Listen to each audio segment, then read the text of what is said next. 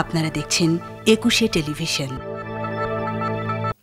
ধানমন্ডি ৩২ নম্বরে জাতির পিতা বঙ্গবন্ধু শেখ মুজিবুর রহমানের প্রতিকৃতিতে শ্রদ্ধা জানিয়েছে বঙ্গবন্ধু সাংস্কৃতিক পরিষদের নতুন কমিটি।